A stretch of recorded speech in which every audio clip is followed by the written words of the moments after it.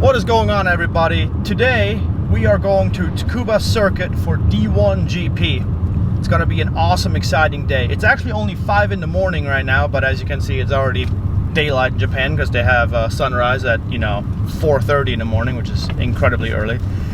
So anyhow, we want to beat traffic and make sure we get a parking spot. That's why we're on the road so early. So let's go get Sam, and then we'll see you guys at Tsukuba. Alright, so we're now at Tsukuba. We actually made it to the pits, and check out these savage cars.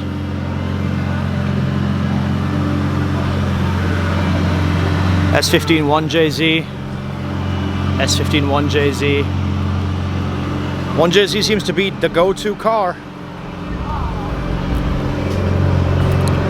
And a lot of S15s, of course. Look at the savage body kit. I hope the camera picks it up. That's awesome.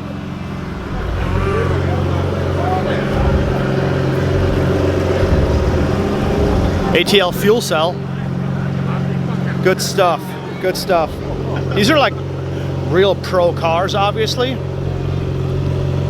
So this is more than what I'm used to seeing at Ebisu, for sure.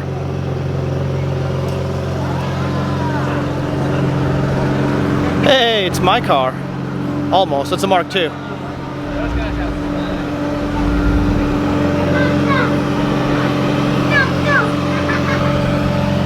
S14.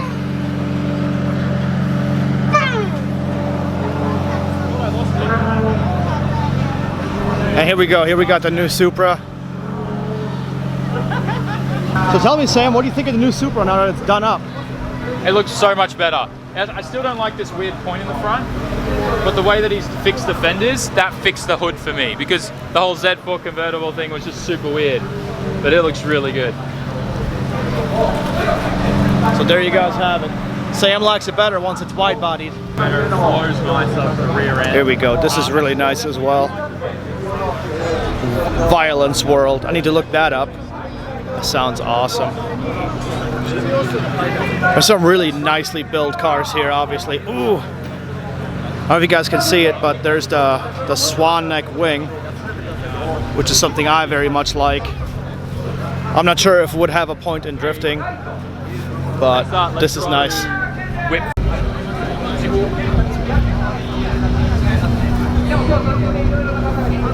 Right card.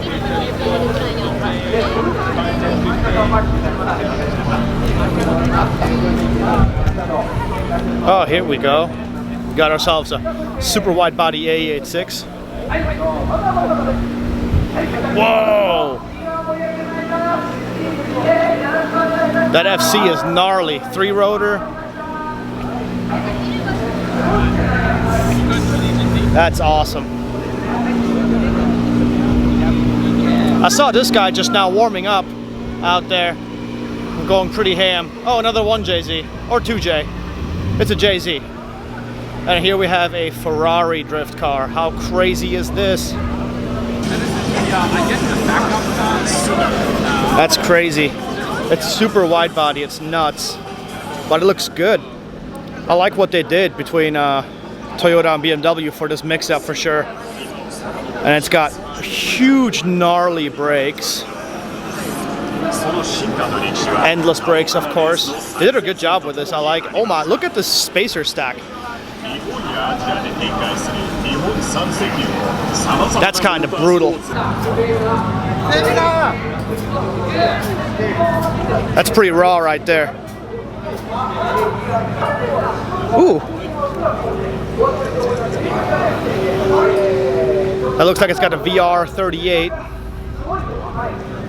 FD3S drift car. And then Toyo Tires has all the best cars apparently, hey. Another Supra. S13. My personal, possibly favorite. Here we go, another JZX100, or JZX, I should say. Just a rash of wheels and tires, and then a couple of S15s. This looks like it might be a bagged GTR with a 6 set of wheels. Look at that.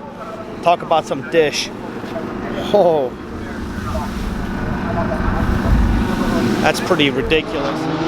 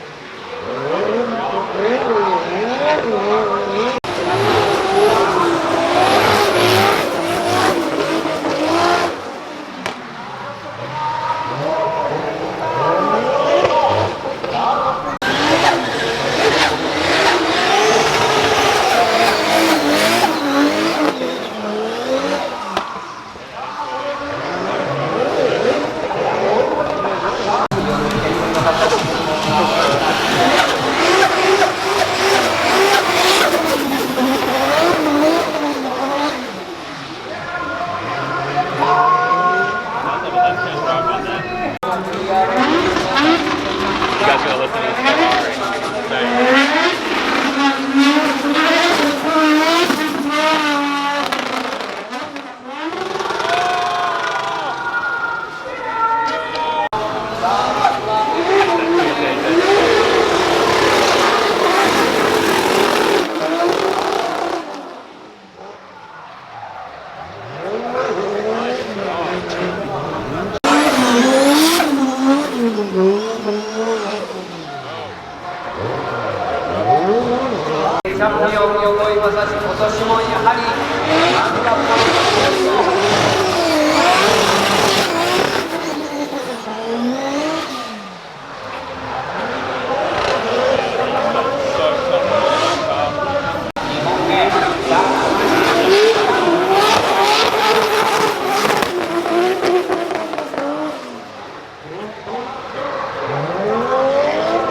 So while the qualifying is still going on, I decided to come out to the vendor area here. You can see it's pretty dead right now. Here's the pits with everybody's just, you know, tents set up for their cars. But there's some vendors. Here's work wheels, nice. And then there's a couple stands for D1 specific things. Well, I need a steering wheel. I like it. I'm gonna have to check this out. So we got HKS and Blitz, and then because it's funny, we have D1GP Sake. Here we got the Team Orange stand. Again, D1GP Sake. Even drifters like to drink. Unfortunately, the weather today is just kind of miserable, which really puts a massive damper on things. Here's the Project Mu booth for brakes, and of course they have a car for them to represent, an Itasha GT86 with, of course, Project Mu brakes back and front, looking really nice. And then, you know, Itasha, because why not? It's really neat style. And again, without the big crowd around, here's the new Supra from HKS. It's absolutely mind-blowing how these drift cars get built. I mean, look at all the spacer game back here. That's crazy. That's I would guess 5 inches of spacer, so about it's just gnarly. Looks good though. I like it. Here's the Agora Racing and Ari Mamiya booth, which is super cool to see actually.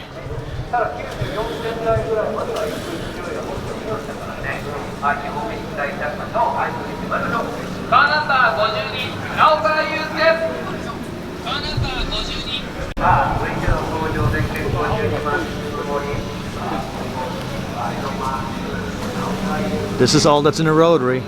Little tiny rotors. It's always funny when you see these for the first time. You don't realize how small they are. That's from a 12A, judging by the writing on here. But still, the 13B rotors aren't much bigger. Well, that one was a 13B then, because that's bigger than that one. So that's crazy how small they are, right? And they make crazy, crazy power out of these things. Here's a Tomei powered race chaser. I've talked to Sam about this car, and it's a monster from what he said.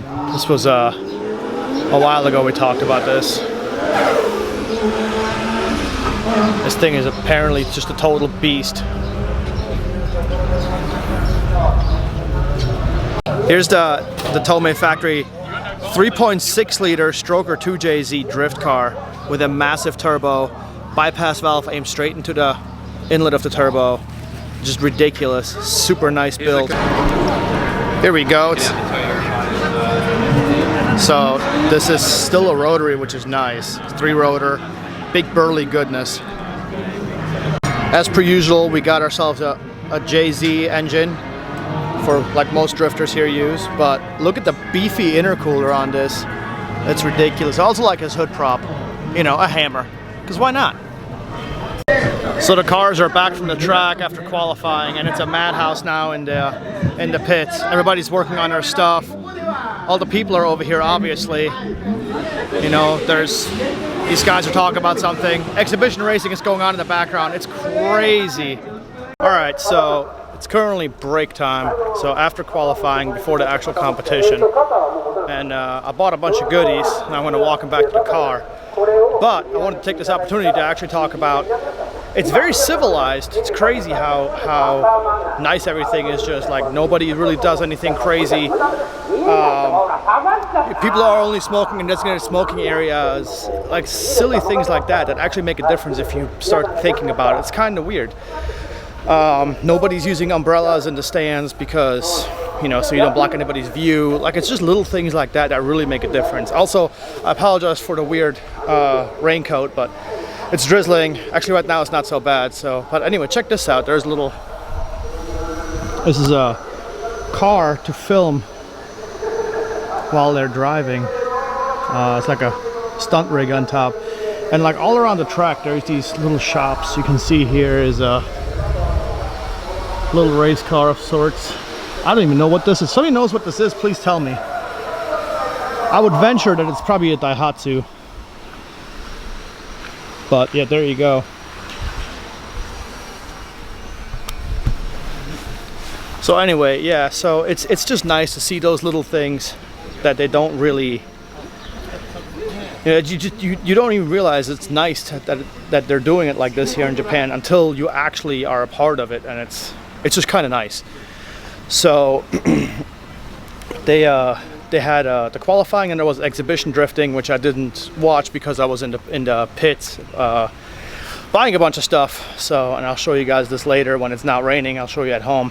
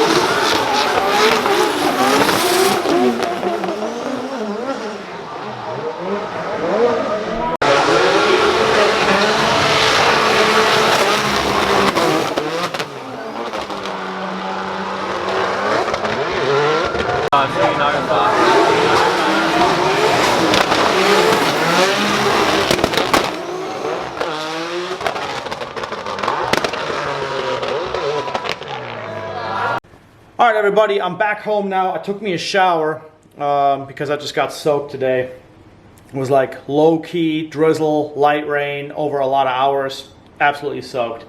Anyway, picked me up some brake shoes from Project Mu. I talked to Sam and he said these are absolutely the way to go. I call them socks. They're really like little sweatbands. You put them over your clutch or brake or power steering reservoirs in case you have some sort of a leak. You know, anything, it's gonna pick that right up. They were pretty cheap. Bride had some little towels. There we go, now you can read it. There, Bride. And then Project Mu also had these little wet bags, which are super cool. Wasn't very expensive, and it's a nice little thing to have because in Japan, you know, it does rain quite often, and I'm out and about all the time with my camera and whatnot, so this will be nice to have to put my camera in case something happens.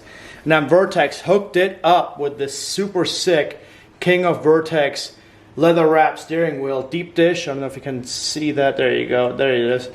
Yeah, so that's going to be awesome. Got somebody looking into getting me a quick release hub and a mounting boss for it. But I just want to talk about, like, so today it was epic in the way that I've never been to an actual drift competition.